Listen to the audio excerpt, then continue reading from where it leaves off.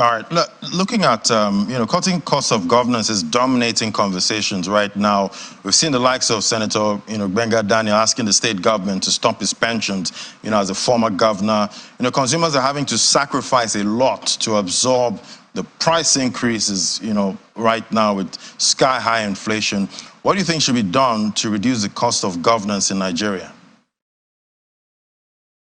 Yes, we have looked at the supplementary budget, the 2022 Appropriation Act. The 2023 is still in force. We'll be looking at that in the 2024 budget when it is when the executive presents it to the House. I am very sure I have full confidence in my colleagues. I've seen the caliber of people voted into office to represent the various federal constituencies at this point. And as a matter of fact, in the last few days, we've seen Nigerians talk about a certain 70 billion naira allocated to the National Assembly. And I want to use this opportunity to appeal to them and to make clarifications that money, the 70 billion naira, is neither for the senators, neither is it for members of the House of Representatives. It is actually the running cost, for the National Assembly. And a large chunk of that money will be going into provision of office, accommodation for the members who will be sitting. And in some instances too, we talked about the issue of vehicles for senators and members of the House of Representatives, which I believe it is very important.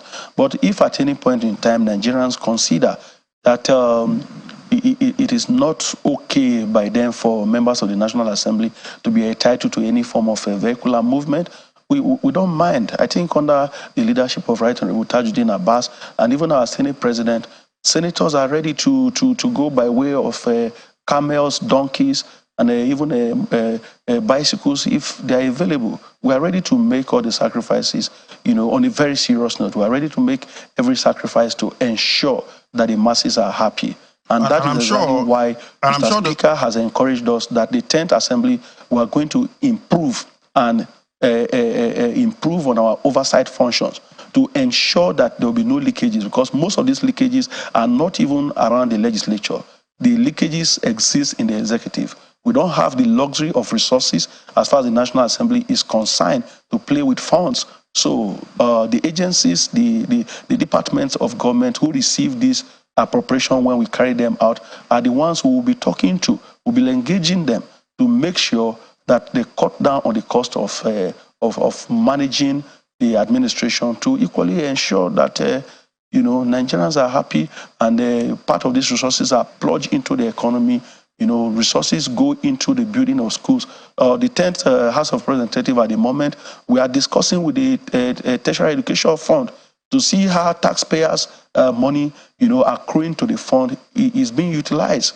And we're equally looking at the people that TED Fund has given the money to. So we are going to spring up some of these investigations, some of this legislative parley with members of the executive to ensure that, yes, people who are saddled with the responsibility deliver on these responsibilities to the best of their capacity and even in tandem with existing laws in the country.